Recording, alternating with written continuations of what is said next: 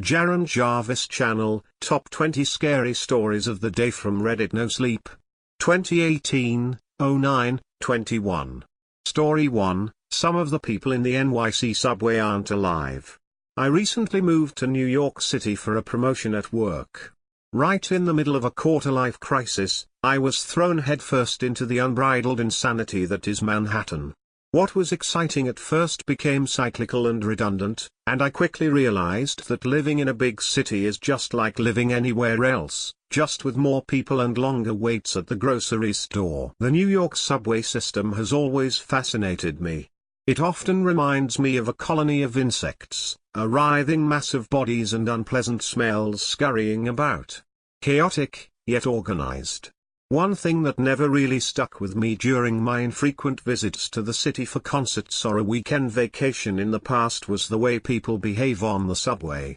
Eye contact or attempts at social interaction in those often crowded subway cars might as well be a federal crime. Coming from a small town upstate, this is something that I still have a hard time getting used to even months later. I've always been a bit of an extrovert, and I love meeting new people, or at the very least, observing people's behaviors. I would often spend the 30-minute subway ride to work coming up with stories about people in my head. I'd do my best not to stare or dwell on one person for too long. There are enough creeps and uncomfortable stares to go around as it is, and I don't need to contribute. I'd imagine that the clean-cut bald guy next to me in a freshly pressed Armani suit went to clubs and railed lines of cocaine on the weekends. The goth chick directly across from me is a classical pianist and knits in her free time. This city is full of contradictions like this, and it was a fun way to entertain myself during my morning commute. I wish I could still see things that simply, that innocently. I mentioned my quarter-life crisis earlier. A lot of it stems from my discontent with the career I've found myself in, complete lack of a love life, and an ongoing existential struggle. 2 months into living in the city, and I still don't feel like I belong here. One night, after a very bad date and a few too many drinks, I was riding the C train back home from a bar on 23rd Street.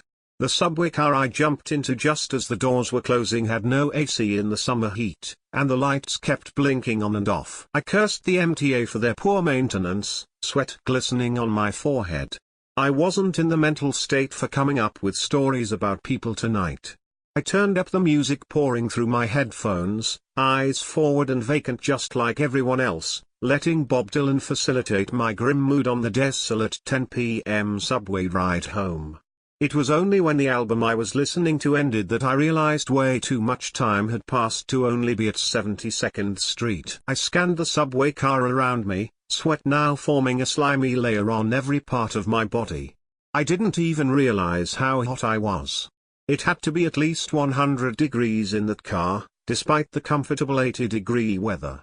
I was in the middle of brooding about how uncomfortable I was when I suddenly realized that, 5 stops later, the same exact people were still in the train with me.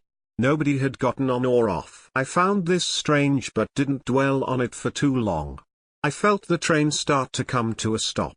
I just wanted to be home at this point so I could polish off a bottle of scotch in the cabinet and pass out, hopefully leaving this melancholy behind me.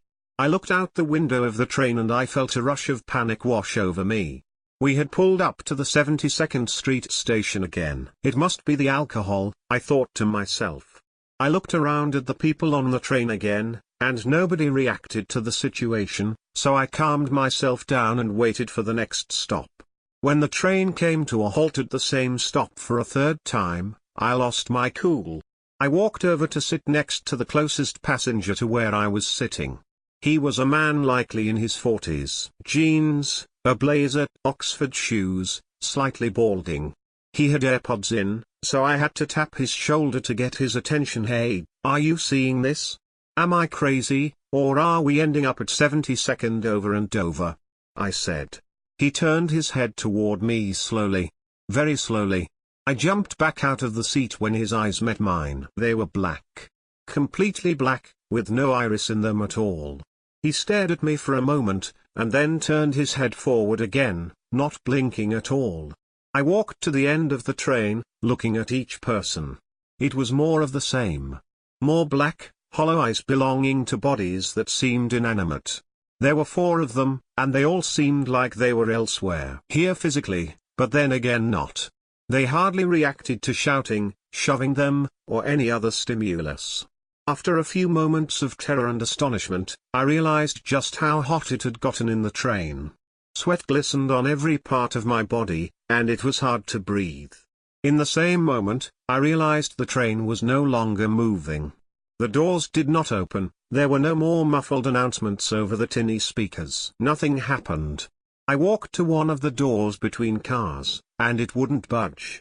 Naturally, I panicked. I started banging on the doors, screaming out for help with no reply. I searched the subway car and found an emergency button. I pressed it and nothing happened. No intercom activated, no alarm went off. I got in the face of the man I had interacted with first, screaming in his face, placing a hand on his shoulder and shaking him back and first. He simply turned his jet black eyes toward me and did nothing otherwise. I caught myself in this frenzy and sat down. I attempted to calm down, slowing my breathing and attempting to cool down. I pulled out a granola bar in my backpack I had with me and unwrapped it. When I went to eat it, I stopped myself. I was suddenly not hungry, like my brain had suddenly shut off the brain chemicals governing my hunger. I wrote it off as a stress response and sat there for a moment, trying not to freak out. I walked over to a woman on the other side of the car. A beautiful girl in her 20s with fiery red hair. Under normal circumstances, I would have found any excuse to hit on her. I sat next to her and just started trying to talk to her. I tried asking her why she wasn't reacting to anything. I asked if she was okay. I made desperate attempts to get something from her. Anything, really. After a few moments, I gave up. I looked across from me at another woman, maybe in her 50s. I tried to talk to her as well, and got the same vacant look from blackened eyes. I started pacing.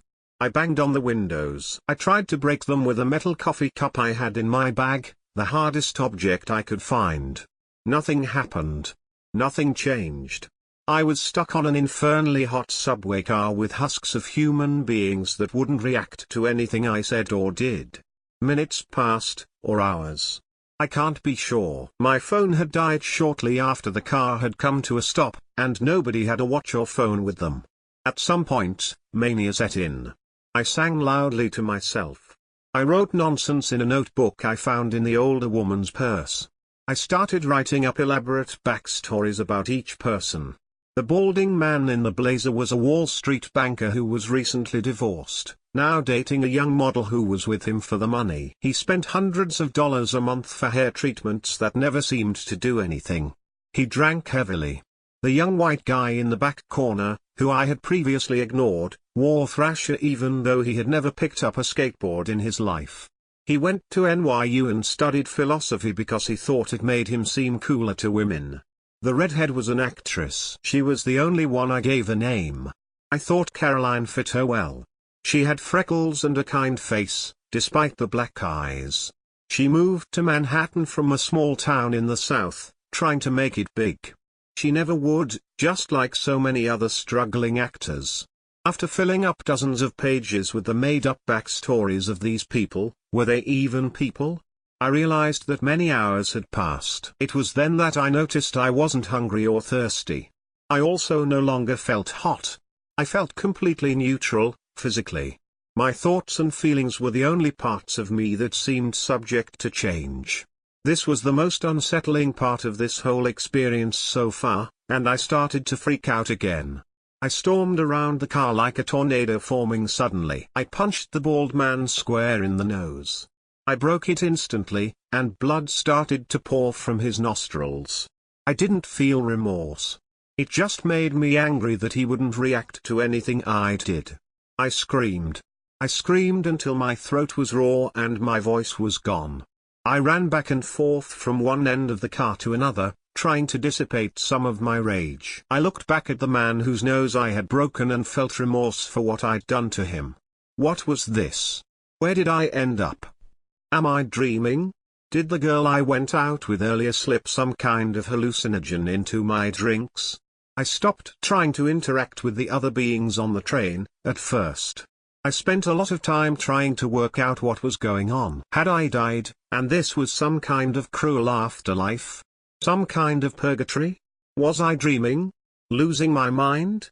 Any of those explanations seemed just as likely or possible as the last.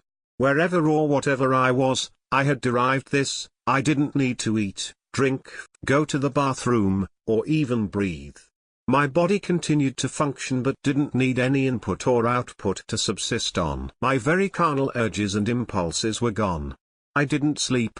The beings on the train with me responded to absolutely nothing, other than following me occasionally with their dead eyes. They were warm to the touch. They breathed. They were alive but not alive. It wasn't long before I started imagining up conversations and relationships with each of them. I would move them around sometimes. I'd change their poses. I spent hours talking to, and staring at Caroline. She was so beautiful, I almost couldn't stand it. I moved them all to one end of the train at one point, sitting neatly in a row next to each other. Everyone except Caroline. She was the only thing that made me feel comfort in this hell I found myself in. I would spend hours running my fingers through her hair, touching her skin, tracing lines with my fingers across her face. She never seemed to mind, and I thought it was innocent enough. She was perfect. I started to fall in love with her, and I think, if she could feel or think anything at all, she would have loved me back. Eventually, I kissed her. It was a rush of emotion and sensation I had never felt. I left it at that one kiss for the time being. If I had to spend what seemed like all of eternity with the people on this train, I wanted to draw out. I looked around the train after our embrace, and the kid with the trasher shirt on was looking directly at me. He turned his gaze forward again after a moment. There was something menacing about his gaze. I backed off from Caroline and walked over to him. I yelled at him, asking him what his problem was. I asked him if he was jealous, and got in his face. The fact that he didn't answer just made me angrier. I hit him a few times, and out of the corner of my eye, I noticed the balding man turn his head toward me. A scowl had crossed his face. An actual scowl, not a semblance of one. He looked at me for a moment more, dried blood caked under his nose from where I'd broken it, and turned his head forward again. I backed off, scared of these things for the first time. I retreated to the corner where Caroline and I had sat. I looked to her for comfort, stroking her hair again. I kissed her again, and found myself undressing her. I quickly felt embarrassed, doing this in front of the other people in the train, and walked over to turn them away. They didn't seem to think or feel or do anything, really. I just felt uncomfortable knowing they could see what we were doing. I went back to Caroline and undressed her fully. She was perfect. I started to undress myself, when I felt the urge to stop. It reminded me of when I had tried to eat that granola bar. A sudden barrier between my primal urges and conscious thought. I stared at her naked body and felt nothing. I didn't even bother dressing her again. It didn't matter to me anymore. I think this is when my mind broke. Robbed of the ability to feel even the most basic of pleasures, I descended into mania. I stared out of the window at the 72nd Street markings on the wall for hours. I paced around, whispering madness into the air. I made up words and languages and had conversations with myself, completely ignoring the people in the train. It felt like I had been in the train for months. Maybe I had, or maybe it was just days, or even hours. There was no way to know. I got angry. I took it out on one of the things on the train. I got lonely and I cuddled with Caroline in the corner. It felt like every time I expressed an emotion, my ability to feel it was dampened. Eventually I stopped feeling anything at all. I simply existed. I wandered around the train aimlessly. I sat and stared at the wall for hours. I was pacing back and forth one day, or what I perceived to be days, and suddenly Thrasher Kid stood up. Out of nowhere and seemingly for no reason. He didn't do anything else, just stood there. I lost it. I threw him to the ground and pounded his face into a pulp. I strangled for him several moments just to be sure. When I looked around, the other people were standing around me. I did the same to them. Everyone except Caroline. I had loved her before my ability to feel love had been taken from me. I didn't bash her face in. I didn't strangle her. She was too beautiful for that. Too good. I smothered with my backpack I had brought with me on the train. Or what I imagined to be smothering. She didn't react or convulse like a human being asphyxiated to death would normally do. She just stopped following me with those beautiful, dead eyes. The moment I did that, the train doors opened. I stepped out onto the platform, and the doors closed behind me. The train sped off out of sight and I stood there, watching it go. I stood there for a few more minutes, until people started flooding into the subway station. Real people. People who talked and felt and breathed. I exited the station. I was standing on the corner of 72nd and Broadway. I felt the rush of cool summer air break across my face. I rushed to the closest open store to check the time. It was 10:30. No time had passed since I had last known the time. It was still the same day. I stumbled home in a daze. None of it felt real. The present, or the nightmare I had just inhabited for what seemed like an eternity. During the weeks that followed, I drank myself to sleep every night. I couldn't adjust to normal life again after what I had been through. I attempted suicide in the bathroom of my office at work, only surviving because a coworker heard me gurgling and convulsing after swallowing a whole bottle of Tylenol in a stall next to him. I was institutionalized for several months, and allowed to return to the same job after my recovery. They were surprisingly supportive, even though everyone obviously treated me differently after that. I've only been forced to take the subway a few times since then, out of complete and utter necessity. Each time I've been down there, I've seen Caroline. Only now, she looks more alive. I've seen her texting on her phone, bobbing her head to music, or reading a book. Things normal people do. Sometimes she's happy, sometimes she's sad. Sometimes she's drunk, coming home from some sleazy club downtown.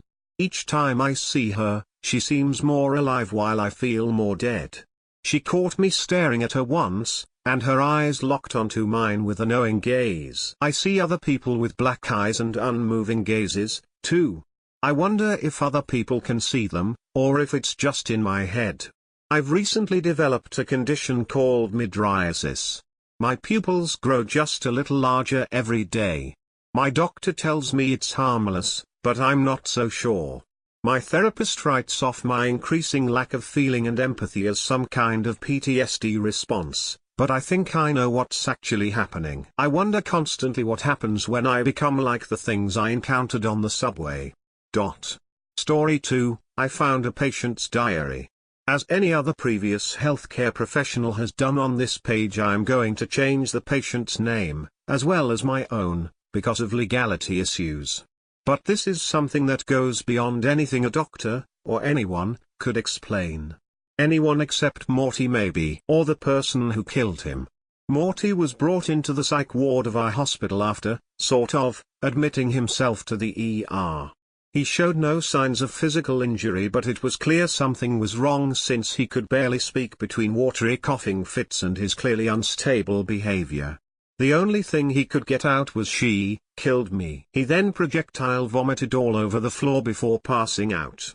It appeared to be grey water with chunks of algae in it. That was only the beginning. Doctors ran as many tests as they could. X-rays on his lungs showed no fluid. In fact, all tests showed him being a perfectly healthy young male. The CT scan showed nothing wrong with his brain. They figured maybe a mental illness. But after he woke up he appeared to be in a state of complete catatonia.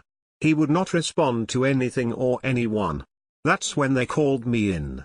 When I walked into the room, Morty was awake, if that's what you wanted to call it.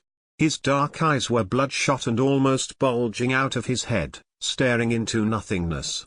His dark hair matted wetly against his forehead. Worse than his eyes was his facial expression. The best way I can describe is that he looked like jumped right out of the Scream, the painting by Edvard Munch. Twisted, frozen in fear. He didn't even look up at me as I entered the room. "Hello Morty, my name is Dr. Rowlands. You can just call me Erica if you'd like. Still nothing but a dead gaze. I cleared my throat, pushing back the nightmares that painting used to give me. Pushing back the ones I knew this patient was going to give me. So, tell me a little bit about what's going on with you.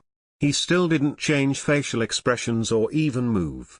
I wondered if he knew I was in the room at all. And so I sat for a minute. Usually patients will start to fill silence to end the awkwardness. The more time that passed though, the more on edge I felt. He seemed unbothered. I noticed his pillow and sheets were soaking wet. I can't explain why my chest tightened, it was most likely just sweat. But something felt off anyways. Suddenly, Morty managed to gurgle out, "She killed me." His voice was so hoarse and monotonous I felt my blood run cold. If dead people could speak, this is how they would sound. I blinked a couple times and tried again. Morty. You're sitting here speaking with me right now.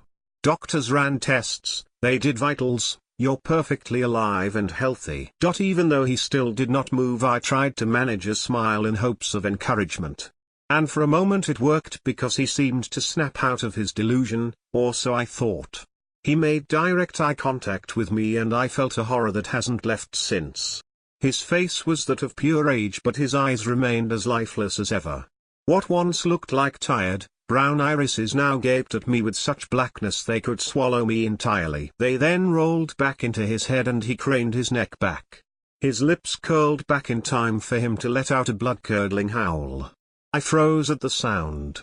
Like he was underwater while screaming. I couldn't do anything but stare, my mouth as wide as his, as nurses pushed past me and sedated him until he was left looking like he did when I first walked in. He was declared dead 4 hours later. The weirdest part of it? He drowned while sitting in the hospital bed.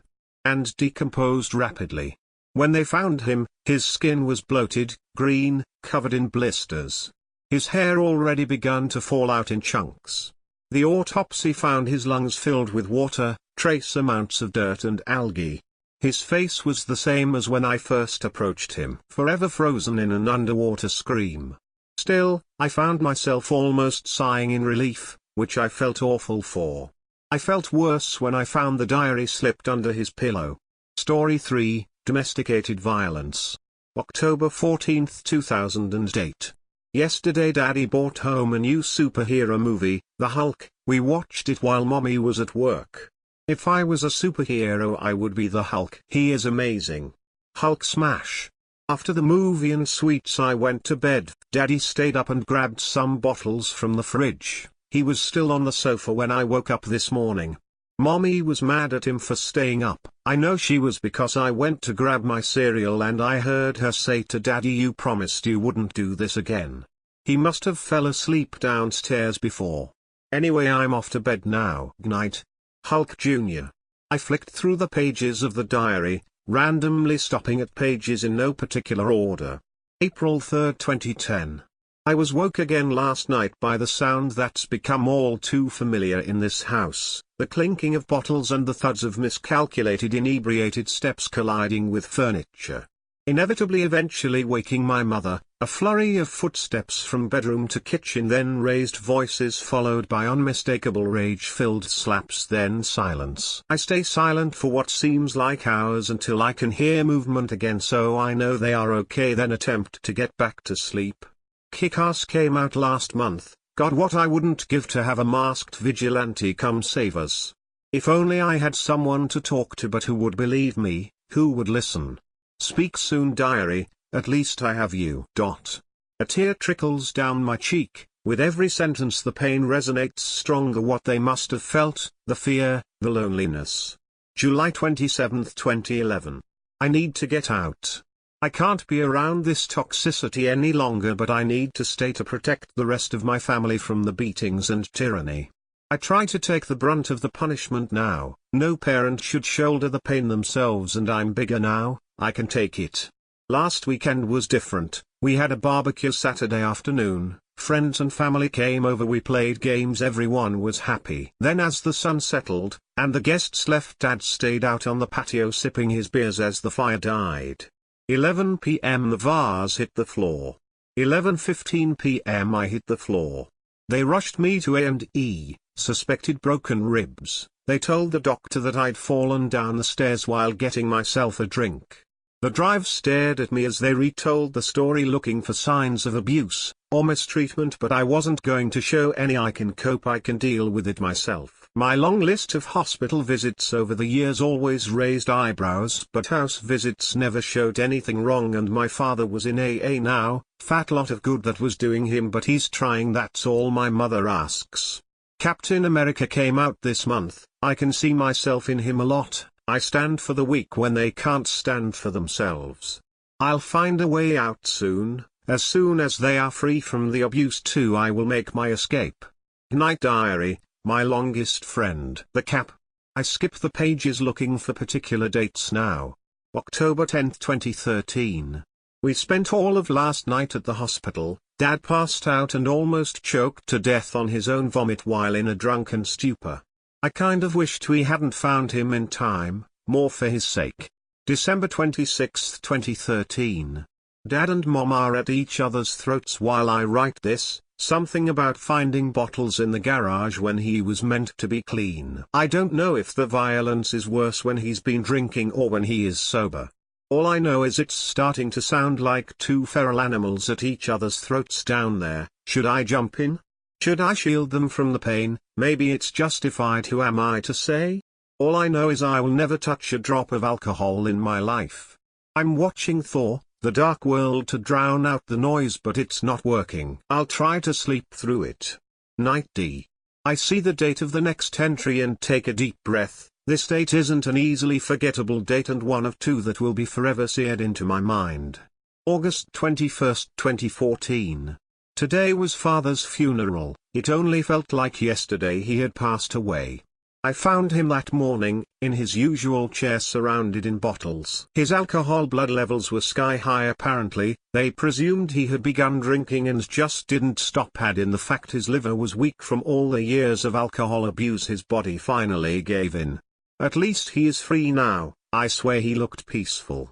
No more taking raining blows from Mother when he comes in late at night, only staying out to avoid her. It's funny, she blames the violence on him drinking, but he didn't start drinking until she started hitting him. Go figure that one out. When she hits me now, she does it through tears, still blaming my father. She actually hit me this morning before the funeral after commenting how much we look alike. I need to get out. I'm off out to watch Guardians of the Galaxy at the cinema again while I figure out my next move.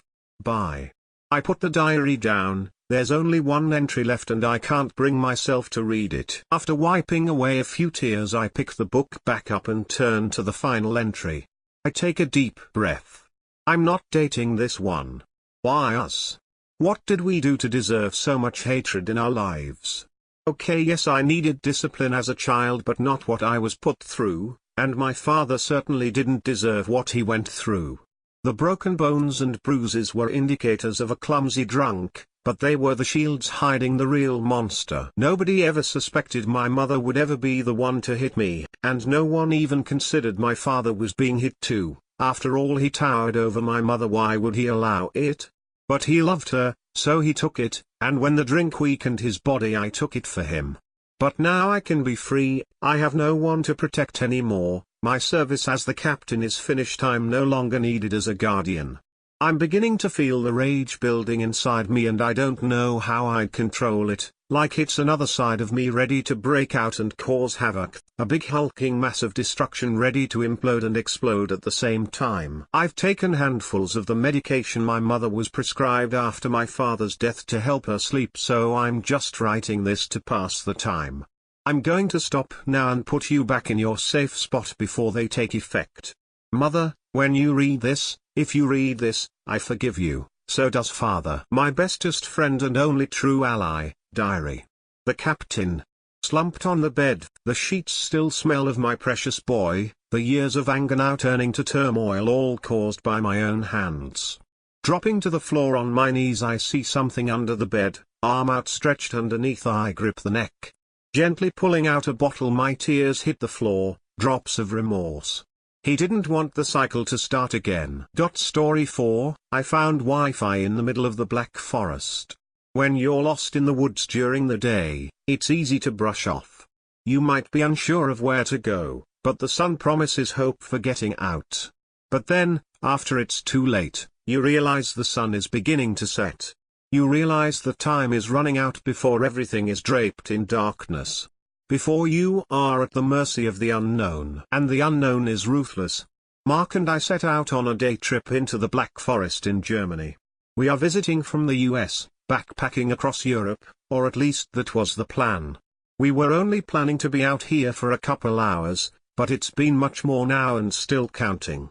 See, the thing is, since we're both from the US, we don't have any cellular data abroad. We didn't think this would be a problem, since the trails are usually clearly marked out and easy to navigate. But after about an hour, we found ourselves deep inside the Black Forest, unsure of which way we came. The towering, slender trees shot up all around us, shielding us from the outside world. Now if I were alone I would probably have started to worry, but Mark's generally a pretty smart guy. We decided to take a break and try to catch our bearings, but to no avail. The signs all read in German, and the lack of arrows or maps left us stranded. After about 2 more hours, we admitted it, we were lost. I kept checking my phone for who knows what.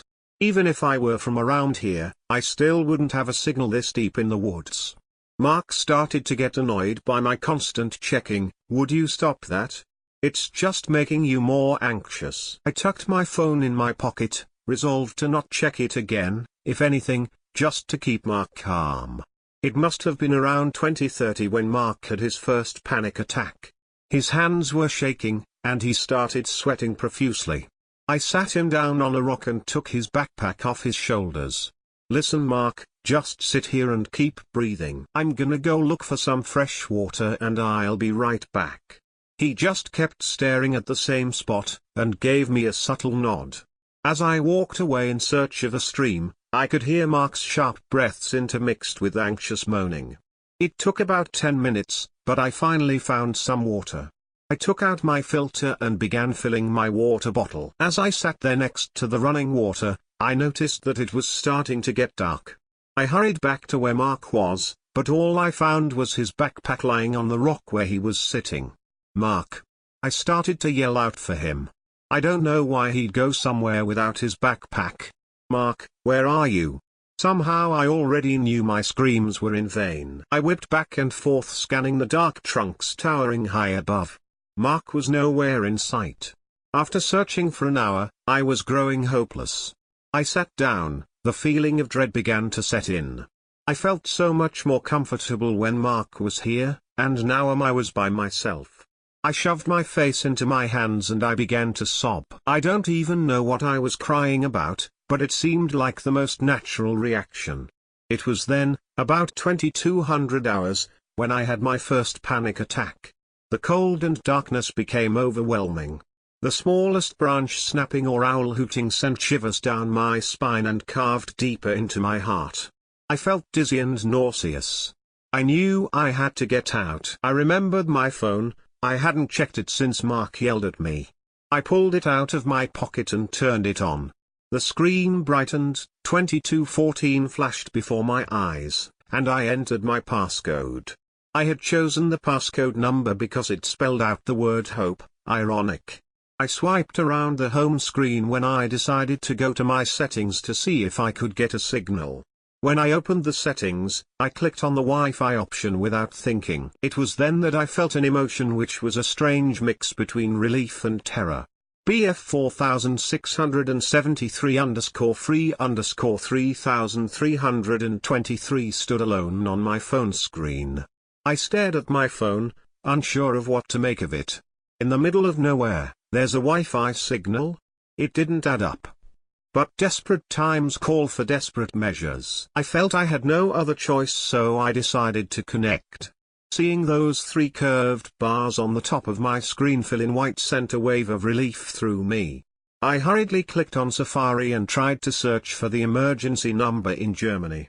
I called the number, but no one picked up on the other side.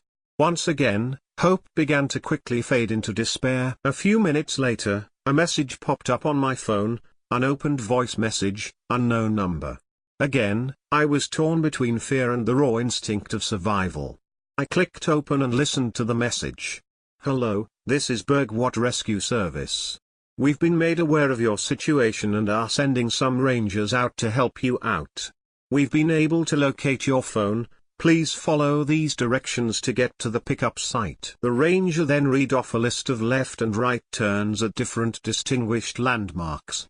I used the compass on my phone to make my way down the path to safety.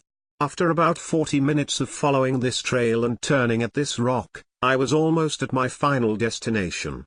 I saw the bridge that the ranger had mentioned in his directions that led to the pickup spot, which was just around the corner. The sight of the bridge suddenly filled me with joy. It was the beacon of hope that I had been looking for after almost a whole day being lost in the forest. I crossed the bridge and turned around the corner to find the rescue team waiting for me. But there was no rescue team. What I saw instead will forever be etched into my memory. Mark's body dangled lifeless, with a sharp tree branch pierced straight through the center of his chest. My blood went cold and I couldn't seem to get any air. My heart pounded inside me, and the image of Mark's dead body flooded my mind. But before I could enter full panic mode, I felt my phone vibrate in my pocket. I slowly pulled it out, and on the screen read, "One new message, unknown number. Story 5, The Russians dug the world's deepest hole, now I know why." On the 24th of May 1970, the Soviet Union started a project that would be known as the Kola Super Deep Borehole. Although it has been long since abandoned, the hole still exists today, and measures about 40,000 feet in depth. Be it for research or whatever claim have been told, the Kola borehole is not the only time Russia dug further than they should have, and several holes can still be found today, unprotected in the desolate Russian wilderness. The biggest mistake of my life is going down one of these holes. A year ago my work took me to a small Russian fishing village located in Siberia. It's a tiny place populated by no more than 200 people, most of them fishermen or hunters. It wasn't the first time being a scientist had gotten me into strange situations. I'm a geologist, which is not important for the purpose of this story, but I have experience in search and rescue operations back home in the United States. My Russian language abilities were less than satisfactory, and considering only 2 people beside my crew spoke English in the village, it was a challenge to say the least. However, with the right spirit and willingness to share a bottle of vodka, there were some of the friendliest people I'd met in my entire life. I particularly enjoyed the company of the village's only police officer, Vadim, who happened to speak at least a basic level of English. His job mostly consisted of escorting people home after they had a bit too much to drink, although he oftentimes partook in the drinking rather than stopping it. Needless to say, we quickly became good friends. We rather enjoyed ourselves in such a bizarre world, cut off from civilization. At least we did until the 9th month of our deployment. One of the locals' 7-year-old daughter had gone missing. Her name was Daria, and she had been out playing with her friends around an old abandoned building widely believed to be a Soviet-era silo. The whole structure had been closed off for almost 40 years and forgotten, yet the children loved hanging out in the area. On that particular day the silo was open. The doors were broken down, which revealed a large room full of ancient equipment, and a large, dark hole in the center. The hole measured about 50 feet in diameter, and the depth was unknown. There was a basic elevator platform in the center of the hole, like something used for descending mines. All that could be seen was endless darkness reaching into the abyss. Daria had fallen into it. I immediately knew in my heart that the fall had killed her. A fall that deep, even if the bottom was a pool of water, it would be lethal. The other children insisted that Daria had called out for help after falling into the hole, which gave out false hope to the terrified mother. It was the first time I had seen Vadim efficiently work to put together a rescue operation. Calling for official aid so far out was a hopeless task. Even if they sent help they would arrive too late. Seeing as I had some experience in that field, alongside basic first aid, I volunteered, as did one of my colleagues, Stanley. While the mechanics attempted to revive the old machinery, including the elevator, I attached a sinker to a line in hopes of measuring the depth. The line wasn't long enough to determine where the bottom was, even though the longest ropes combined measured almost 1,000 feet. After a couple of hours the mechanics announced that the elevator was ready, but they had found some sort of protective suits. According to the few documents found in the facility, the atmospheric pressure was quite high and the temperatures reached up to 150 degrees Fahrenheit. I knew then we would retrieve nothing but the body of a little girl for the family to bury. "Get off, ready?" Vadim asked us. The suits were poorly fitted to our slightly untrained figures and chafed in places I didn't know it was possible. We entered the lift, which was protected by a rusty metal cage full of holes. We were given only one walkie-talkie to communicate with the people on the surface, in addition to some old flashlights. "We're ready, lower us down," Stanley said. The gears running the elevator platform started churning, a clunky sound echoed through the room down the hole. There was a small screen on the elevator with numbers signifying the depth. It was an excruciatingly slow process, no more than a foot per second. However, the change in atmosphere was imminent. We descended 100 feet. Darkness had already enveloped us. The weak flashlights we had brought along hardly provided any comfort. "You think this is dark? Wait till you see winter in village," Vadim said, his usual dull humor. Me and Stanley both faked a chuckle. "Would you please check if the radio works, Vadim?" I asked. "It works, no worries," he responded. 500 feet. The walkie sounded for the first time since our descent almost 10 minutes ago. The Russian was heavy and the static made it incomprehensible to a novice such as myself. "What was that, Vadim?" I asked. "Oh, they just ask how deep we are. Shouldn't we be able to hear them talking? We're only 500 feet down." Stanley asked. "Yes, something strange here," Vadim said. Other than the electrical hum of the ancient elevator, and the sound of Stanley nervously shifting his weight, we couldn't hear the chatter of people just above us. "Very strange," Vadim mumbled to himself. Something about Vadim seemed off. I had never seen him worried like that before. "Guys, is it getting really warm here or is it just me?" "Yeah, I'm sweating bullets already," I responded. 1,000 feet Pomagite. A soft voice cried out from the depths below. "Did you hear that?" I asked. "Hear what?" Someone called for help from below. "I hear nothing." I put a finger to my lips, gesturing for silence while listening attentively. Then I heard the voice again. "Help." The same voice, but slightly louder. There it was again. "Yes, I heard it," Vadim said. "Hold on, they called for help." "Yes, you heard it too?" "Of course, but it was in English." It wasn't too unusual for the children to pick up on an English word or two while we were visiting, but this wasn't that. It didn't make sense for a young girl to know that word, not in a tiny Siberian village. Vadim called out for the voice, but no one responded. "Damn it, can we make this thing go any faster?" 4,000 feet. More than an hour had passed and we couldn't see the bottom yet. It had been quite some time since we heard the voice and I had developed a throbbing headache from the heat. If someone had really called out from the bottom we should have reached it already. "Guys, I see a light," Vadim announced. "What are you talking about?" "Light, at bottom, look." He frantically jumped up and down while pointing towards the darkness below. "There's nothing there, Vadim," Stanley said. "How can you not see? It's so bright." I glanced over at Stanley in confusion. My first thought was that Vadim was going crazy due to the heat and darkness. 5,000 feet. None of us had said a single word since Vadim told us about the light. Our moods were descending much faster than the elevator. On top of that, my headache was almost killing me. Out of nowhere the elevator stopped, shaking violently in the process. It knocked me straight to the floor and I was out in an instant. A few seconds passed while I came back to it, and I saw Stanley lying unmoving next to me. Vadim, however, was nowhere to be found. "Stan, are you all right?" I shook his shoulder. He grunted as he sat back up. "What the hell just happened?" "I don't know, man, but Vadim's gone." "What? Where did he go?" "I don't know, He just vanished. We looked around, there was no way out of the elevator. Although there were a few holes in the metal cage surrounding us, it would still be impossible for a large man such as Vadim to get through. "Hey, I found the walkie," Stanley said. "Try calling the surface."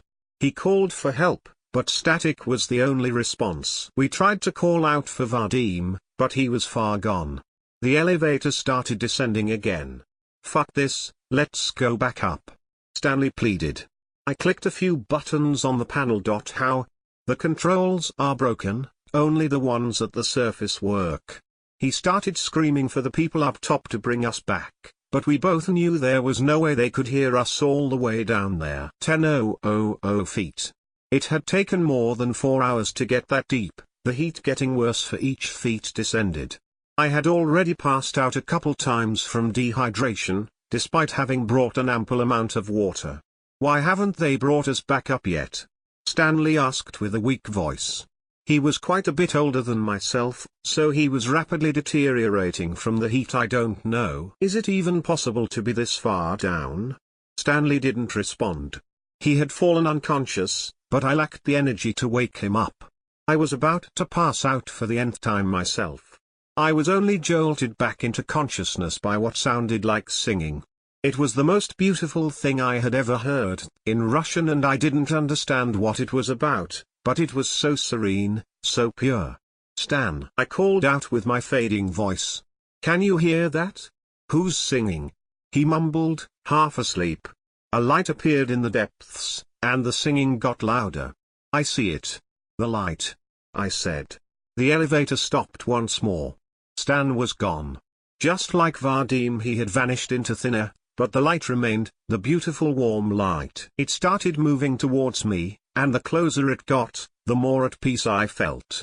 The light ascended until I saw nothing but the brightness surrounding me. Then there was nothing. I woke up in a hospital 1 week later. I had been found in the middle of a forest in eastern Russia, by a pair of hunters. I had no documentation or proof of who I was, and as they claimed, my story didn't add up. No such hole existed according to public records, which wasn't much of a surprise, but when I dug deeper I realized the village I had stayed in for the better part of a year wasn't even on the map. The ordeal had taken a toll on my mind, leaving several gaps in my memory, though I could recall a few phone numbers for my colleagues. When I called them, their numbers were all either disconnected or reached completely unrelated people. After a lengthy investigation, I was allowed to travel back to the United States on an emergency travel document. My fingerprints matched some documentation of my existence, which helped, not criminal records mind you. When I returned home I discovered that my house was owned by someone else, and had been for at least 10 years. It took me a long time to figure out what had happened, but some changes were too big to be a horrible coincidence. Putting aside the personal changes I've experienced here, even world history doesn't match what I remember studying. Geography is vastly different, heck, there's an entire continent missing from the map.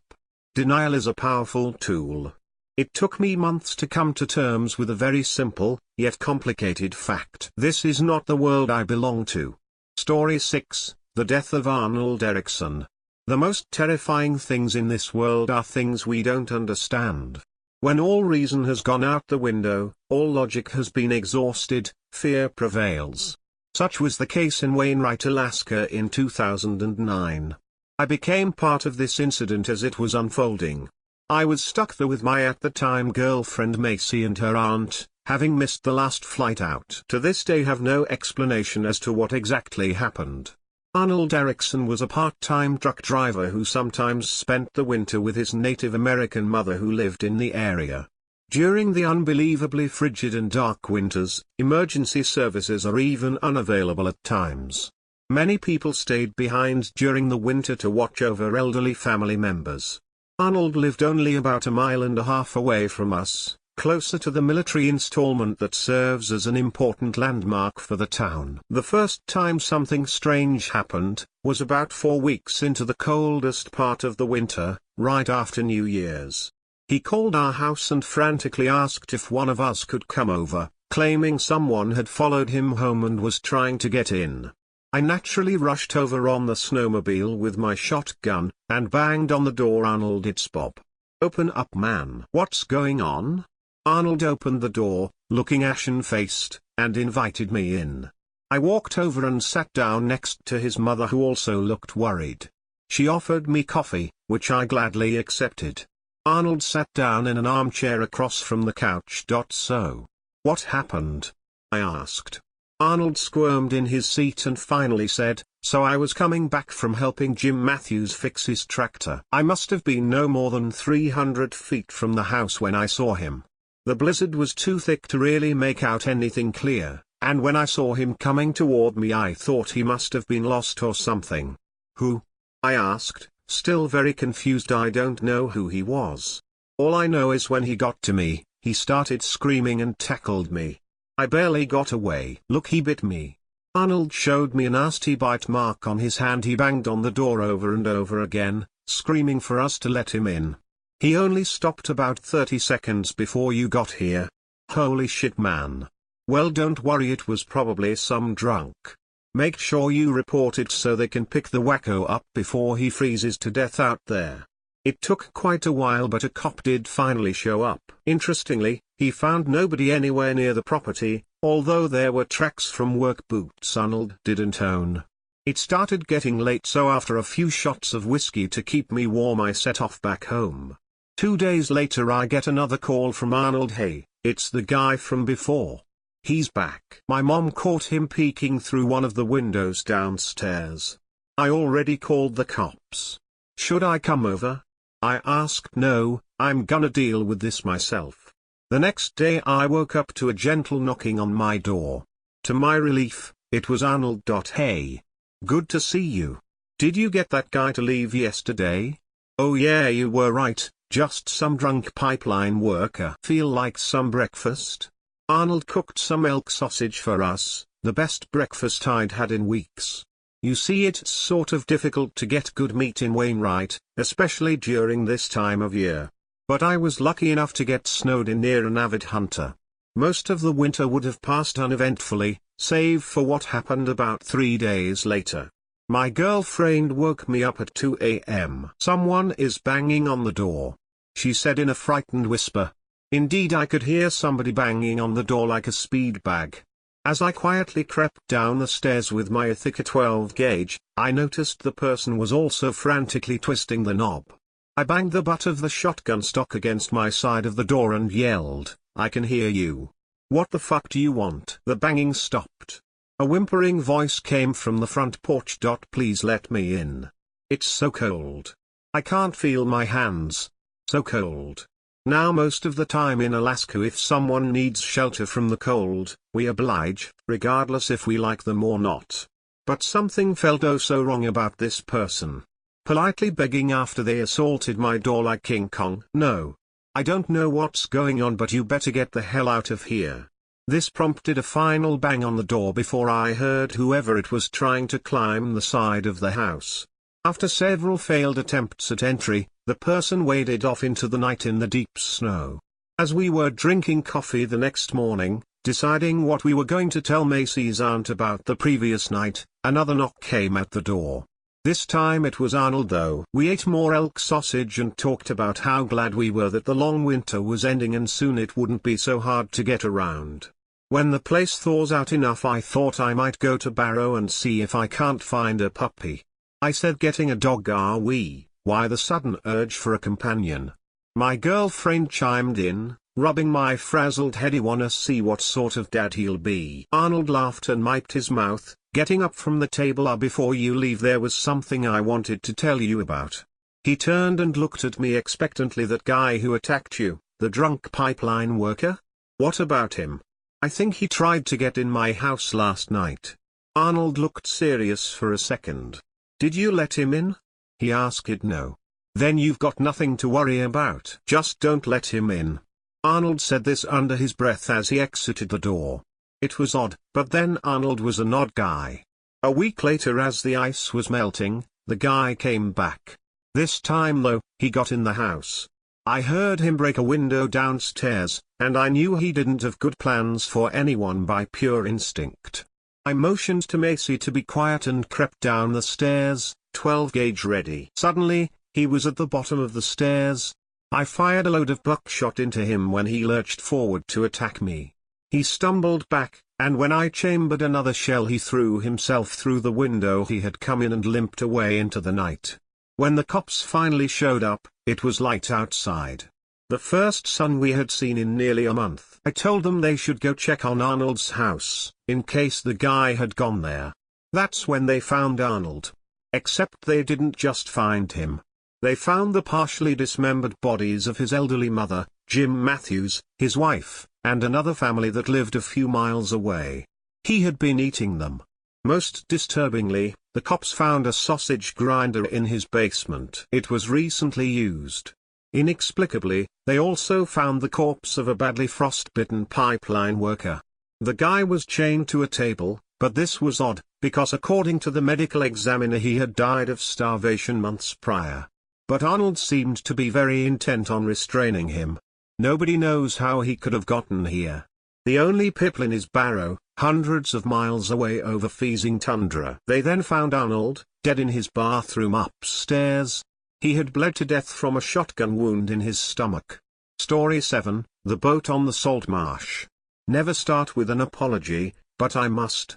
I am sorry that the introduction to this is long, but I want you to get a sense of why I came to be in the cabin of an old yacht, drinking cheap whiskey from a chipped glass, scared out of my wits.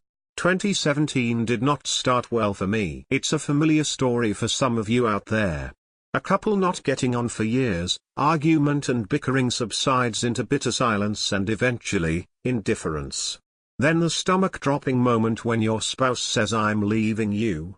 Well, I won't go into the details, but suffice to say she got the better part of the deal, and I, after a few months of drinking, lost my job, house and most of my possessions, except the cat, but mostly, my ability to think clearly. I retreated back to my home county in East Anglia, stayed with my elderly mum. I think I drove us both mad until, on a trip to the coast, I saw an advert for a houseboat to rent cheaply for 12 months. It was moored in the middle of an area of inland sea they call the Pit, a salt marsh of 100 acres of water which runs dry at low tide, filling with salt water at high tide, the sea being only half a mile away behind a huge silt bank. You can hear it roar. It's a desolate and lonely place, full of legend, but also has a harsh natural beauty which a few birdwatchers and sea fishermen enjoy. The nearest village is a few miles away. The boat was an old 1970s 36-foot westerly cruiser, permanently moored to a concrete block anchored in the dark silt.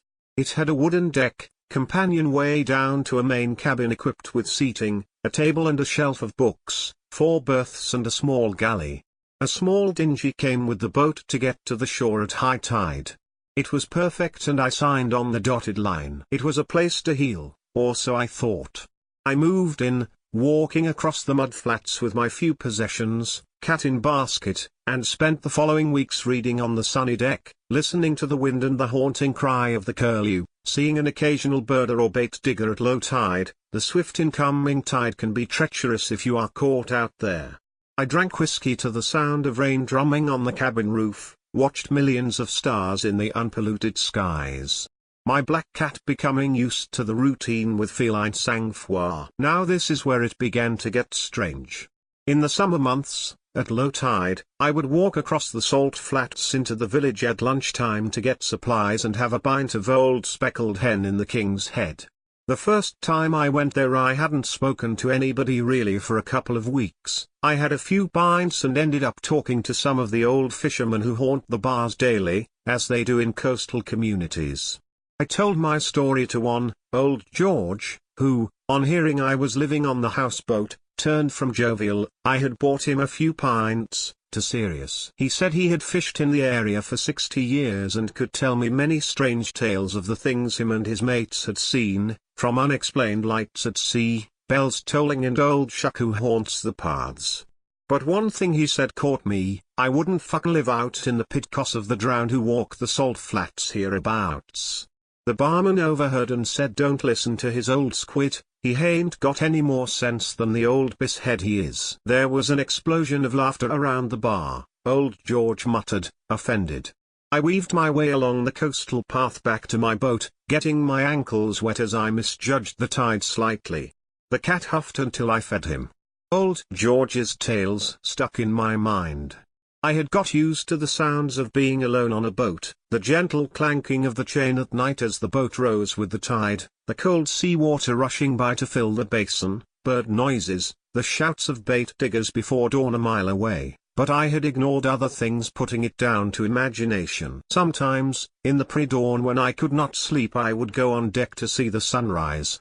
I thought I had sometimes glimpsed a figure, sometimes figures, standing 200 yards away on the nearest raised mudbanks, amongst the grey-green sea wormwood and scrubby sea blight vegetation.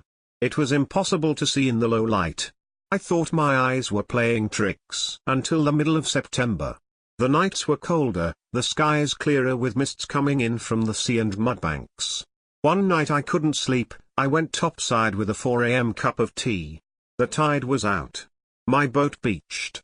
I looked out and stopped mid-yawn. I felt that cold, hot feeling of adrenaline fear as, quite clearly, I saw a grey figure standing, not on the raised mudbank 200 yards away, but 100 yards away, on the silt bed of the pit, and it was looking straight at me on my beached boat. I stared, the dawn dew soaking my jacket and hair as, for a few minutes, we just stared at each other.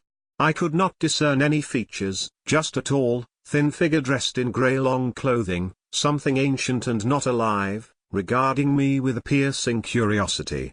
Almost as if a veil had been drawn aside and I, insignificant though I was being noticed by something dreadful for the first time. The mist blew across and the figure faded behind the moisture. I did not want to stay on deck to see if it advanced, and I did not want to go below because the thought of something coming aboard while I was trapped in the cabin filled me with such fear. However, dawn came, I recovered and went down for a stiff drink. I noticed the cat was curled up, unconcerned, and that gave me some comfort. I began to pull myself together. It was a bait digger or birdwatcher, I told myself, just go out to where it stood and see prints of a normal pair of boots. But I couldn't do that as the tide was coming in, obliterating any tracks. I carried on my day as normal but grew nervous as night approached. I had a drink before I went to bed. The cat settling as usual, I turned off the lamp and slept. I was jerked awake in the pre-dawn by the sound of my cat hissing, staring at the closed cabin door. There was a soft thump outside. I was aware of my scalp prickling, dry mouth and difficulty in catching my breath as I listened. I strained my ears, trying to calm my breathing. I thought I heard the sounds of someone or something on the deck, scraping sounds against the wooden hull. In the morning, there were clumps of mud on the deck. In the mud I saw a scattering of human teeth. I cleared away the debris using 2 bits of cardboard and threw it overboard. I spent the rest of the day in a blue funk. As soon as it was pub evening opening time, I got into my dinghy and rode to the village and the pub. I downed a swift pint, sought out old George and sputtered that I had seen something. He said I weren't gaunt to tell you this, but over the years people have disappeared, only to be found days or weeks later drowned. They had, here he paused trying to find the right words, unnatural damage to them, and most of them have disappeared around the pit. I went white, the barman noticed and gave George a hard glare. After George left, I sank a few more pints, thinking what to do. Was it real? Had I spent too much time alone? Was I listening to too much of George's old squit? Should I go to Mum's and get my old 12 gauge? Jesus Christ, what the fuck should I do? I stumbled out of the pub. It was getting dark, the tide was rising. I half ran down to the creek path and got into my small boat and started rowing. As I rowed I became aware of a swishing sound behind me. I risked looking back and, in the gloom, I saw an arm rising from the water, as if something was swimming underwater to get to me in my dinghy. On the port side of the boat I saw another shape partly lift out of the muddy water, and again, closer this time. I was being pursued.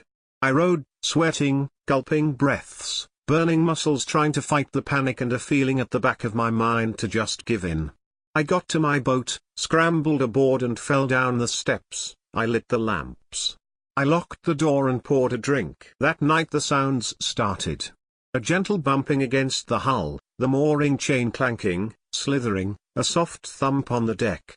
Then, a violent and unrelenting assault on the thin wooden door to the deck. Hammering, clawing, scraping, rattling. Something was desperate to get in and do God knows what to me. All the time I clutched a whiskey glass, shaking. My cat, fur bristling, was wide-eyed and terrified, almost panting with fear. I don't know how long this went on for, but eventually the noises subsided, exhaustion overtook, I dozed, then morning came. I woke to shouts outside my cabin. Shakily I got up and ascended the steps, opening the door to the deck. 3 fishermen in a boat were shouting and pointing at my boat. Then I saw it, wrapped round the mooring chain was a drowned person.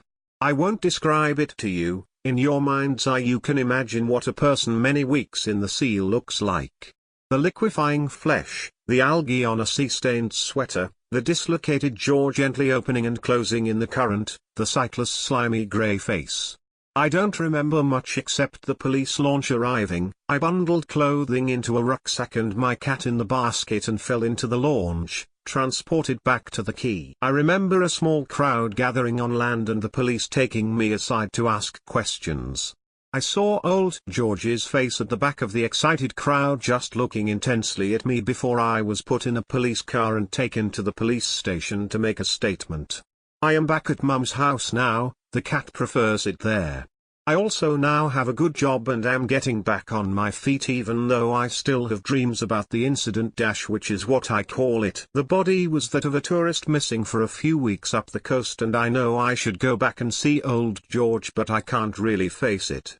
Anyway, I have just seen an advert for a 17th century cottage in the back of Beyond. Cheap rent. I will have a look at it. Story 8, The Early Trick-or-Treater. I first noticed the trick-or-treater when I was leaving the party. I had recently broken up with my asshole boyfriend Mitch, who had been on a relentless mean streak since a bad case of post-concussion syndrome had derailed his dreams of being drafted into the NFL. It had all culminated a few weeks back with him threatening to slap the shit out of me if I didn't stop arguing with him about going out for a night of drinking with my friends. I broke it off then and there. Sure, it was a 4-year time investment down the drain but I wasn't going to let anybody threaten me. Mitch's behavior had grown increasingly erratic the last few months, and I knew it wouldn't take long for the threats to escalate to full-on violence. He was pretty upset about having to leave our shared apartment, but luckily the lease was in my name. So here I was, a 23-year-old single female living alone in a cramped apartment just off campus, working towards a master's degree in education. On the bright side, there are worse times to be single than Halloween. The spooky time of year was always my favorite. Ever since I was a kid, I've loved decorating the house, picking out my costume, buying huge bags of candy. All the pomp and circumstance of this season is my bread and butter. Even though it was only the second week of October, Halloween parties abounded both on and off campus. Like I said, as much as my relationship ending stung, there was no shortage of cute guys in ridiculous costumes to help ease my pain. Which brings me back to the point of all this. The trick-or-treater. It was a crisp Saturday night, far from the unseasonable warmth of the past few Octobers in my part of the country. This fall really felt like fall. Brisk mornings, chilly evenings, the whole sweater weather deal. I had spent the day with some of my friends watching a few scary movies and getting all of our costumes together in preparation for a party a few blocks away from my apartment that night. Normally, I'm not one for sexy Halloween costumes. Quite the opposite actually. I'm no ugly duckling by any means, but I always delighted in coming up with elaborate and truly horrifying displays for Halloween activities. One year in high school, I went as a crew member of the Nostromo, complete with a suitably gory baby xenomorph graphically bursting out of my chest. This year however, my goal was to attract some male attention. As such, I went for the typical sexy Halloween costume of this day and age, Harley Quinn. Nothing creative, I know. I made a mental note to make up for it by devising something especially outlandish for next year. My friends and I headed to the party at around 7 p.m.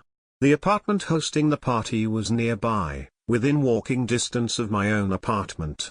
We decided that walking was the way to go, as the part of the city we were situated in wasn't known for being particularly dangerous, even at night, and we were planning on indulging in some controlled substances. Sarah, whom I had been friends with through my entire college career, was dressed as a sexy Super Mario, complete with a fake moustache that juxtaposed oddly against the revealing denim miniskirt/red tank top combo.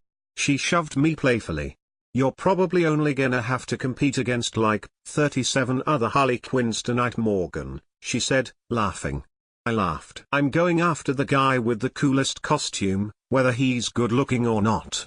And Harley Quinn may be generic, but what kind of weirdos are you gonna attract with that sexy Mario outfit?" Cindy, another one of our friends, who was dressed as a sexy Luigi to compliment Sarah, frowned. "You think these are too out there?" We all continued laughing as we made our way to the party. Unfortunately, I struck out. After several hours of standing around, drinking, smoking a little, and flirting with the few guys who weren't available or going after one of the other Harley Quinns, I cursed Sarah for being right. I was ready to call it a night. I had barely even managed to get more than buzzed, and the weight of my current personal situation was beginning to drag me down.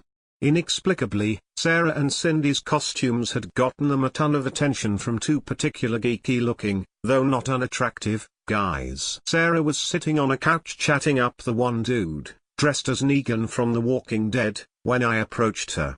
"Hey," I said over the music. "I'm gonna get out of here, I think." Sarah was more than a little drunk, but she still recognized the potential danger of me walking home alone even in our neighborhood. She shook her head violently. "No," she slurred. "Come on, Morg, I can't let you do that." She trailed off. I rolled my eyes. "In your state you wouldn't be a great chaperone." "I'll be fine. Maybe this party wasn't a great idea, I'm just not really feeling it." Negan was getting impatient.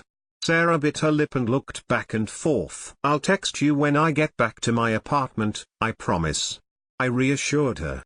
She finally relented, pointing a drunken finger at me. "All right, you better." I smiled, turning to leave as she faced Negan again. I immediately pulled my coat tight as I stepped out of the apartment and into the cool night air. This damn revealing outfit had really come back to bite me in the ass. As I started the walk back to my apartment, I noticed a figure standing under the dim glow of a streetlight on the other side of the road. It looked to be a small child, probably a boy judging from the build, maybe 10 to 12 years old, in a ratty red hoodie.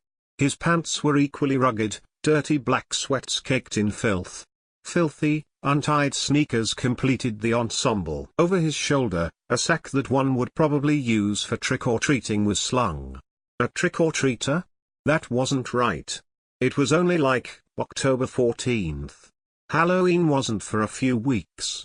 I began to wonder if this wasn't a trick-or-treater, but a vandal. A young punk out for some early Halloween mischief. As I stood there gawking, the trick-or-treater turned. I froze. Instead of the face of a child, I was greeted with a stark white visage. A long, gaunt face with a pointed chin that seemed to extend almost to the stomach. Massive black voids with yellow pinpricks where eyes should have been, above two sunken nostrils. A wide, rictus grin with far too many teeth topped it off. In my somewhat foggy state of mild inebriation, it took me a second to realize that the kid was just wearing a really fucked up looking mask. I breathed a sigh of relief, and the kid turned his head slightly. What the hell was this costume even supposed to be? Dirty pale-faced boy? Doesn't sound like any horror movie I've ever seen. Now, despite the shock of the mask, I didn't feel unsafe or intimidated by this kid. In fact, I was still kind of worried about him. Why is a kid running around at 12 o'clock in the morning in their Halloween costume weeks before Halloween? As a future educator, it felt like my duty to help kids out, even creepy ones that stand under street lamps at midnight. "Hey kid," I called. "Are you okay? It's pretty late, maybe you should head home." He turned back away from me after I called out, almost like he was trying to hide from me. I sighed. "Do you need me to call someone? You shouldn't be out here alone." No answer. I was weighing my options, when a scratchy yet almost infantile voice called out to me. It was decidedly male, and childlike. Trick or treat. I frowned. Halloween isn't for a few more weeks, buddy, and it's way too late for you to be trick-or-treating anyway. I can call your parents. I trailed off as he turned to face me once more. Trick or treat. My blood turned to ice when the kid spoke the second time. His mouth moved. The mouth of his mask moved. Instinctively, I took a small step back. The trick-or-treater slung the empty sack off his back and held it in front of him, as he began making his way across the street. Trick or treat. Trick or treat. Trick or treat. He repeated, over and over. That wide mouth opening and closing, but never breaking from the massive grin. His white forehead wrinkled as his eyes grew even wider, seemingly in anticipation. My mouth hung open as the trick-or-treater closed in. He was only a few feet away from me now, and I could make out more clearly his tiny, clawed hands. Wrinkled and pale like his face, ending in sharp black points with which he clutched the sack. The stains on his clothes didn't look so much like dirt anymore. I turned and ran, and heard an inhuman screech of what could have been anger or shock. As a lifelong horror fan, I had always craved an experience with the unknown. But the danger I felt had overridden any sense of curiosity. I sobered up quick as I sprinted down the block.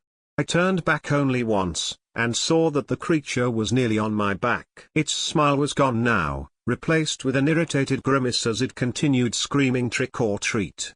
Trick or treat. Trick or treat. And gibbering like an animal, spittle flying from its gaping maw. I felt a rush of air as the creature took a swipe at my back.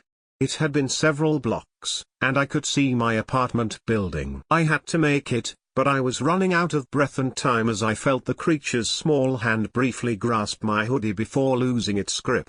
Panicked, I popped open my purse and began hurling objects backwards at the trick-or-treater.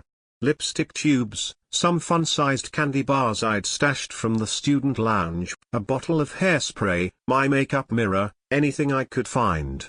It sounded like a few of them connected. The creature made an odd gasping noise and I felt less heat on the back of my neck. As I barreled through the front door of the apartment lobby, I turned to see nothing.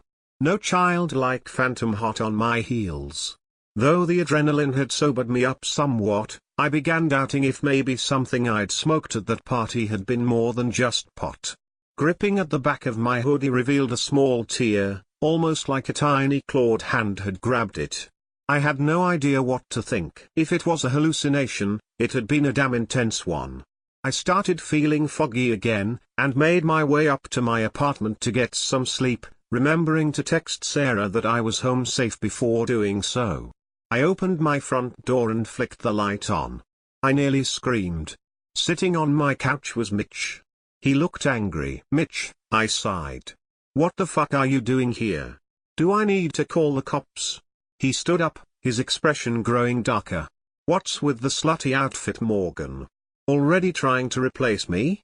He looked me up and down, seeming to notice my messed up hair and runny makeup. You look like you had a good time. I rolled my eyes. I wasn't about to tell him I'd messed my outfit up running away from a monster that might not have even been there. Get the hell out of here, Mitch. And give me whatever copy of the key you used to get in here. He shook his head. I don't think I'll be doing that, Morgan. I'm still pretty fucking mad about the way things ended. Suddenly, he grabbed my arm, and covered my mouth with his other hand. Don't you want to spend one last night together? I tried fighting, but Mitch had always been strong. I had never envisioned myself feeling so weak, even in a scenario like this. He began dragging me towards the bedroom as I struggled against him. Shut the fuck up, he commanded. Or I'll do worse than slap the shit out of you. Ah hell, fuck it. He wrapped his hands around my throat, tight. Even if I'd had the power to scream, nothing would have come out. My head felt light, my eyes fluttered. This wasn't how I thought I'd die, that's for sure. There was a knock at the door. Mitch loosened the pressure somewhat, but not enough for me to make a sound. Another knock. A familiar voice floated through the door. Trick or treat. My eyes widened. I began kicking wildly, trying to break free. Mitch glared at me angrily. "What the fuck is this, one of your little friends?" he hissed, in an angry whisper. "Trick or treat." The trick-or-treater's childlike voice wafted in again. The doorknob slowly turned. I hadn't locked it when I'd walked in and been startled by Mitch. Mitch's eyes widened in horror as the small creature in the red hoodie sauntered into my room. He let go of my throat, and I collapsed to the floor. The trick-or-treater looked back and forth between us, assessing the situation. Suddenly, he lunged at Mitch. Even a former athlete's reaction time couldn't match the speed and ferocity of the trick-or-treater. Howling like a mad primate, the creature knocked Mitch to the ground and clawed at his throat. A bright red arterial spray painted my ceiling as its claws penetrated his jugular. Mitch grabbed the creature's torso in a futile attempt to fight it off, but it was much stronger than him. Blood bubbled from Mitch's mouth, and his eyes glassed over. The creature's smile widened once again, and for the second time that night I couldn't even scream. It suddenly snapped its head toward me, wide black eyes focused intently on mine. It stood up from Mitch's corpse, and slowly began walking in my direction. Overwhelmed by shock and fear, I passed out. I awoke the next morning to nothing. No bloodstains, no visits from the cops, no corpse of my ex-boyfriend in the living room. How the fuck was that possible? Was last night all some wild trip? The soreness in my throat and tenderness around my neck confirmed that it wasn't. I clutched my aching head and brewed a pot of coffee. Suddenly, I noticed something on the kitchen counter. Scrawled on a torn piece of loose-leaf paper, in barely legible chicken scratch was a note: "Thank you for treat. Happy Halloween." Laid on the counter beside the note, were the empty wrappers of several fun-sized candy bars I'd stashed from the student lounge, their contents now in the belly of a very satisfied trick-or-treater. Story 9, I like to watch people die. First, you get the what were they thinking ones. The ones who try to defreeze a gas tank valve with a flame. The ones who try to rob a gun store. Or the ones who choose to sit in the middle of an open space, a raging bull circling them, accidentally slipping from the small podium, ready to be tossed around like a human rag doll. All for the fun of it, of course. There's the just look both ways ones. And then look another 10 times. They cross roads, train tracks, tramway lines, oblivious to the world, music blaring through their earphones. And before they know it, they're flying 20 feet in the air. The top half of their body laying a few feet away from their lower half. It's surprising how used to it I am. A little bit of white stuff where they've been chopped in half, a whole lot of bright, red blood. Nothing too gory. I can tell you what it looks like when someone is electrocuted to death, burnt alive, shot, beheaded, trampled on by an animal, flayed by cartel members, killed at work in machinery. I can tell you how I watched a woman touch her face after a car accident, skin unattached to her skull, one eye sitting outside of its socket. I mean no disrespect to the victims. I don't even participate in the humor commented from other users. I view it for educational purposes. At least that's what I've always told myself. It's taught me to live my life defensively, to not take things for granted, to not assume that a brick won't come flying through the windshield of my car whilst driving and kill me while my family scream in anguish around me. But there's also that small part of me that is just curious. That part of me that replays the video 10 times in a row to see the human body transform in a way it shouldn't. I guess you could say I'm desensitized to death. The videos are easy enough to find. You can find them on the first page of Google, on YouTube, on the very site you're reading this on. There's no need for any deep web bullshit. Besides, I'm not into whatever goes on in that place. I'm not sure whether the live torture and snuff videos are real. I was curious when I was younger, but so far I'm satisfied with the things I've already seen. The real videos. Not the set-up murders. I've always been too afraid to venture down that route, afraid that everything I've read before about it, the stories about the last viewer being the next person to be killed may actually be real. As for the people I do watch die, there's one more type. The ones where death should not have occurred. Wrong place, wrong time.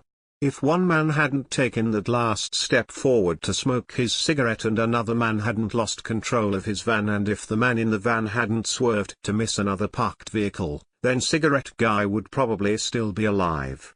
If one man hadn't moved a garbage can to a specific spot and then pushed an unsecured fence closed that toppled onto him and trapped him between the fence and the bin, then that guy would probably still be alive too. Such unfortunate timings.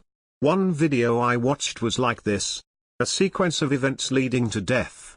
The video had only been uploaded for 2 hours before I watched it.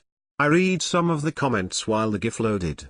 At least the victim wouldn't know the laugh people had at their expense.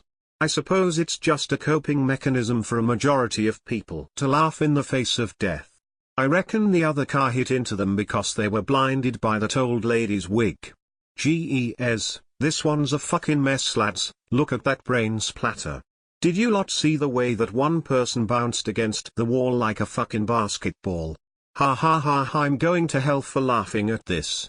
Can't stop seeing that bounce. For the first time, I didn't focus on the way the body twisted at odd angles, with insides outside and outsides, well, outsides everywhere. I focused on the shock of bright blonde hair, with black roots showing through. The blue eyes focusing off into space instead of the camera pointing directly in their face. I stared at the thin lips with blood pooling in their corners. The same lips that had kissed me goodnight so many times, sang lullabies to me, told me countless times how much they loved me. I stared into my mother's face, her features laid out haphazardly on her pink skin. My mother, who was currently on holiday in Spain. She called it finding herself, I called it a midlife crisis. A young couple had stepped out into the road, the car barreling towards them swerved into oncoming traffic to miss them, causing a red vehicle to swerve into pedestrians standing outside of a shop to miss the other car. To swerve into my mother, who had not even 10 seconds before just walked into the frame from the left-hand side. Unfortunate timing. I replayed the video countless times. She was dragging her suitcase with her. I could do nothing that night but keep watching, sitting still, no sound escaping my lips, no tears streaming down my cheeks. Maybe I had seen far worse videos than to be affected by a car crash. I watched all the comments roll in, the funny ones, the sad ones, the vile ones. What could I say to any of them? Like so many others before, my mother, my heart, my soul, my everything, was just another video on this site now.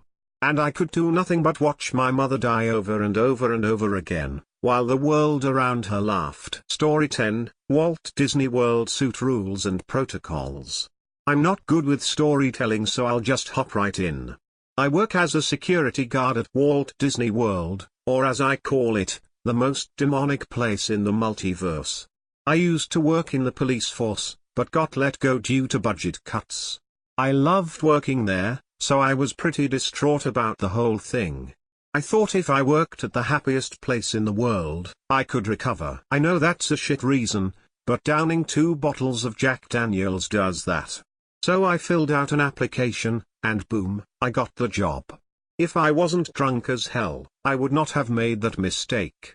When I got there, they escorted me through some underground tunnels to a pure white room with a table and 1 chair. They handed me a list and told me to read it and sign it. Here's that list. Hello, and welcome to your career at Walt Disney World, the happiest place on Earth. Below are the Supernatural and Unexplained Intervention Team, Suits Rules and Protocols. Need to know items. Primary weapon, pistol that looks like a prop, to keep the magic, but fires micro-tranq darts.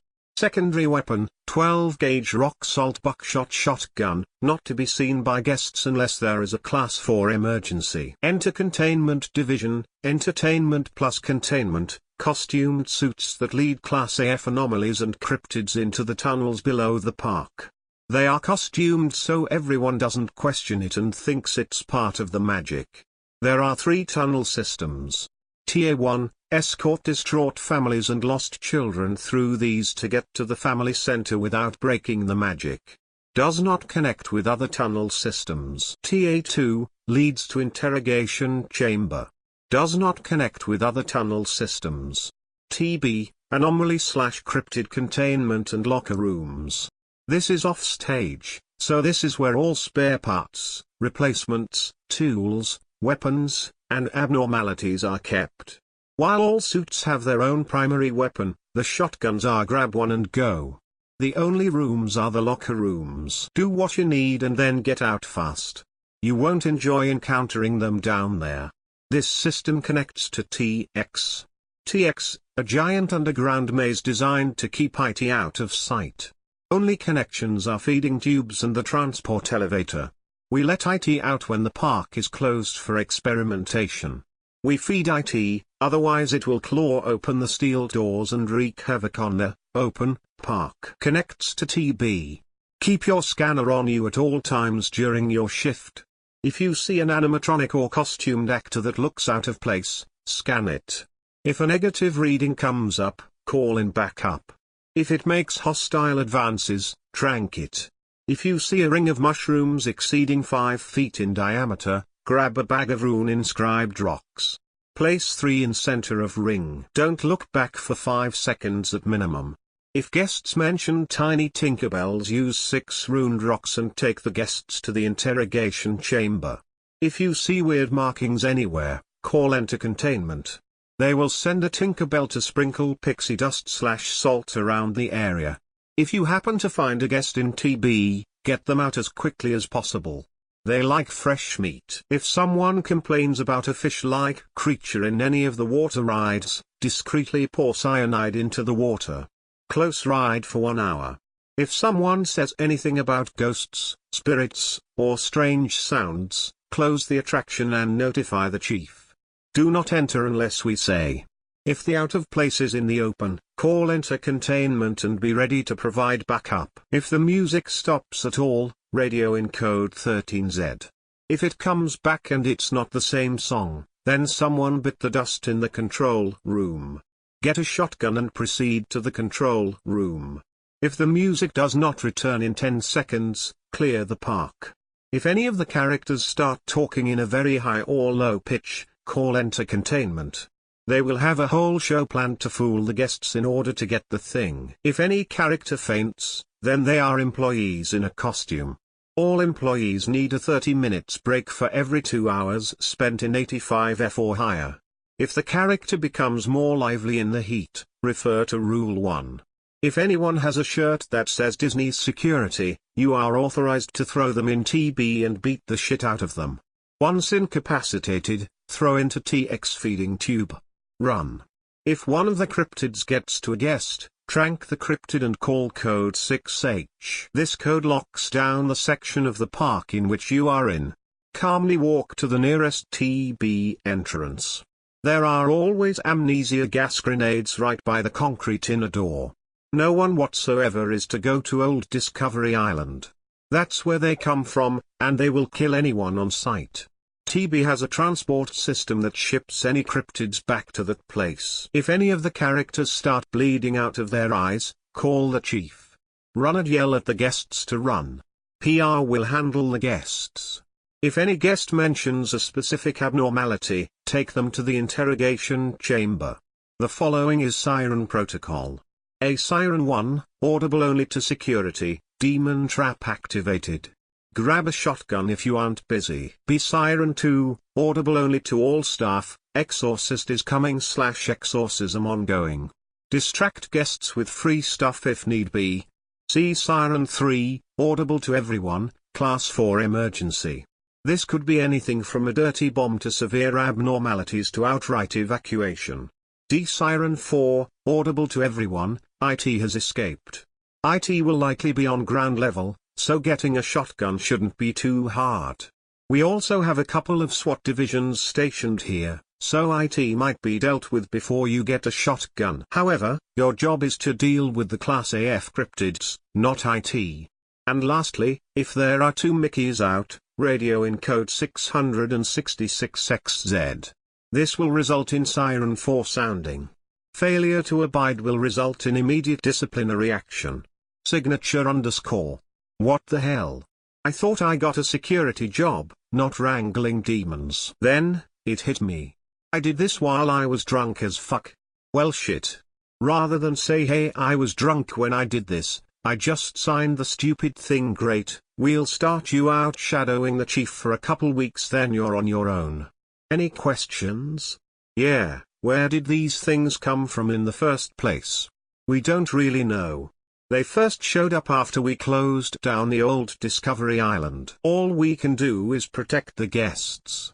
We tried clearing the park long term once, but it didn't go too well. Like, we had to fish people's insides out of the lagoon when we found them. Oh, okay then. Those 3 weeks shadowing the chief really put my job in perspective.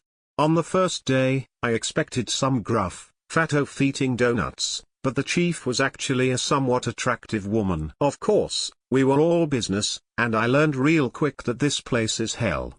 On day 4, we had suit radio into the enter containers that Donald Duck's voice suddenly got really low. The park has a plethora of cameras, so we found it pretty quick. I will never run hear that sound. I asked why the suit didn't use his scanner, but the chief said that DD was in a completely normal area, so the suit didn't suspect a thing. We only had 3 more experiences in those weeks. After that, I was on my own. I will never forget what happened on my first day alone. I was on patrol around the Space Mountain ride when this unholy screaming came from the ride. Now, we have to do our best to not break the magic, but this was pretty obvious, so we had to play it off. This 40-something guy tears out of the ride entrance and fucking sprints straight for the park exit. I played it off by saying don't sniff pixie dust too much, kids, and then the chief called Workman, my last name, please close the ride and investigate. Sure thing, ma'am. I closed it down and went inside. I used my flashlight to navigate, because the lights are complicated. I saw something in a corner. Sorry sir, but this ride is what the fuck. The something I thought was a person turned out to be Goofy with a maw of sharp teeth.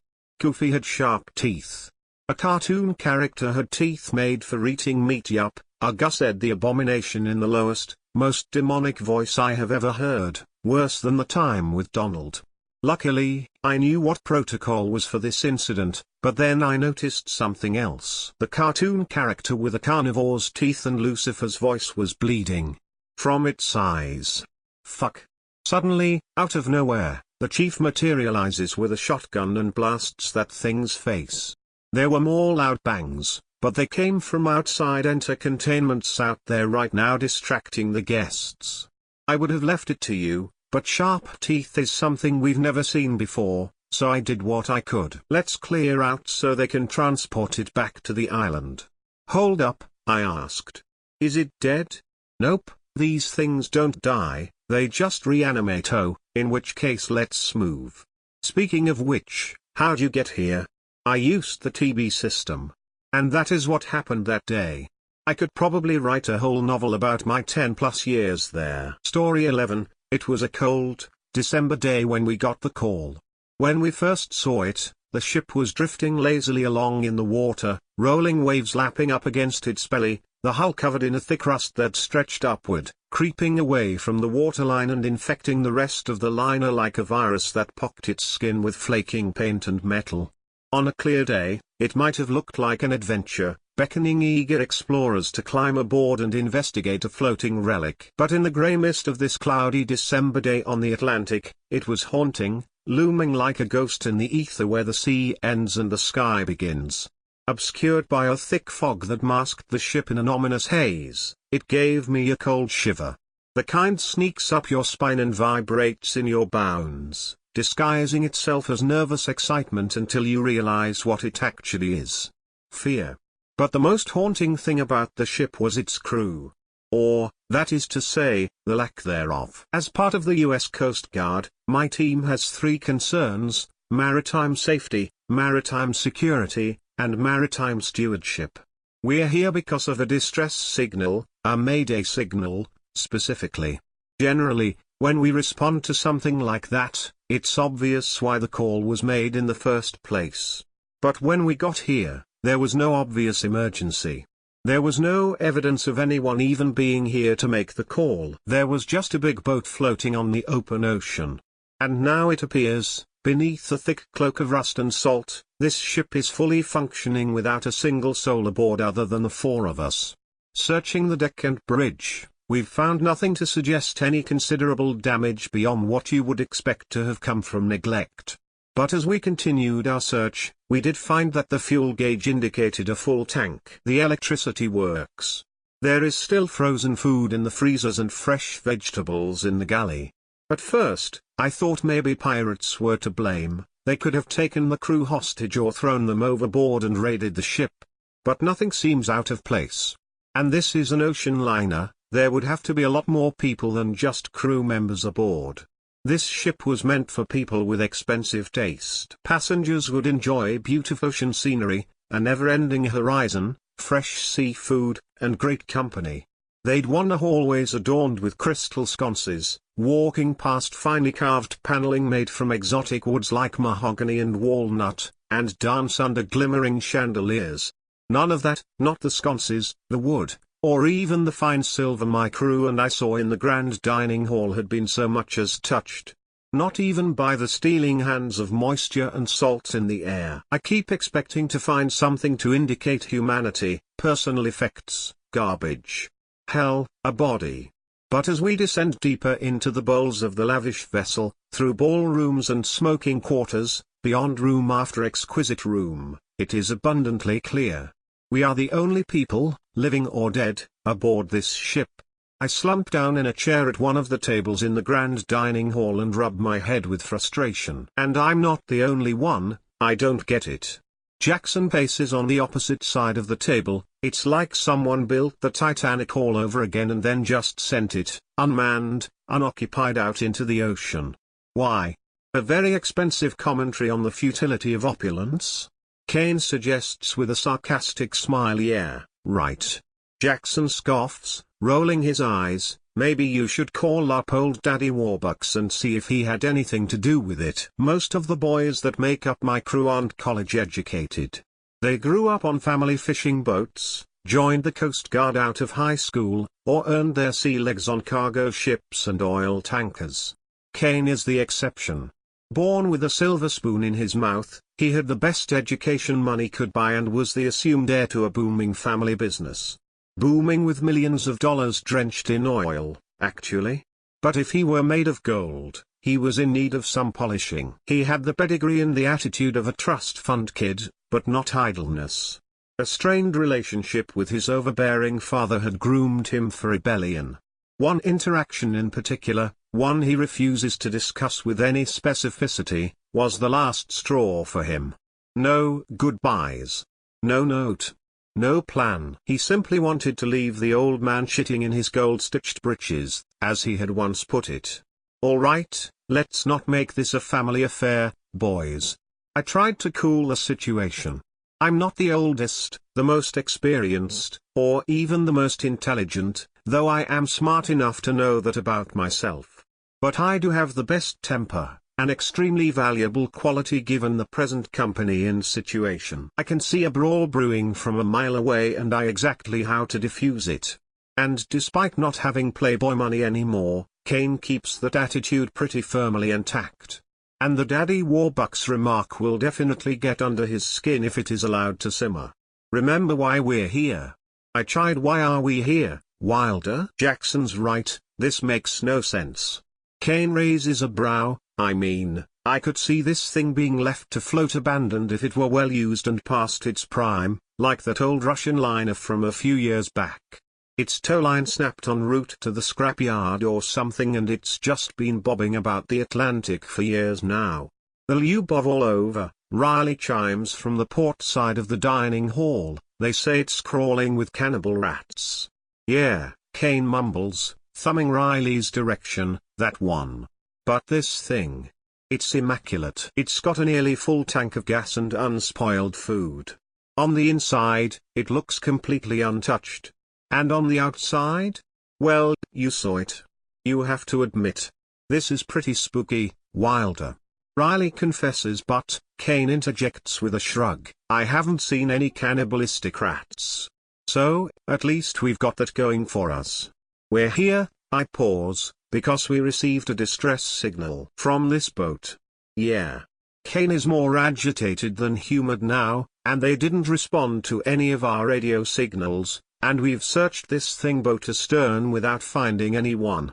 There is a long silence before Riley finally speaks up again. Let's just radio back to the cutter and get out of here.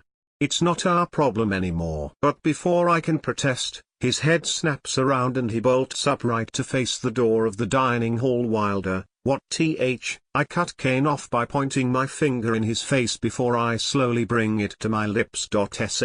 Shh. I whisper as he cocks his head sideways, ears pricking to attention. At first, I wasn't sure I had actually heard it. But then I hear it again. We all do. It's coming from the other side of the dining hall doors. And it's getting louder. Closer. What is that? Jackson musters under his breath. Riley's eyes narrow. Footsteps. Someone. Running? They stop just outside the closed doors. Jackson and Riley already have their guns drawn, and my right hand hovers over the one holstered on my hip. Silence. So we wait. For the door to open, for more footsteps, for anything, really. But we're only met with silence. A few of us exchange glances before I nod to Riley and take a step forward. He keeps his gun aimed on the door as I turn the handle and let it swing open. Nothing. The doorway is empty. We can see the length of the corridor that stretches to the other side of the cruise ship. The crystal sconces shimmering all the way down the length of the boat. That's when the lights go out.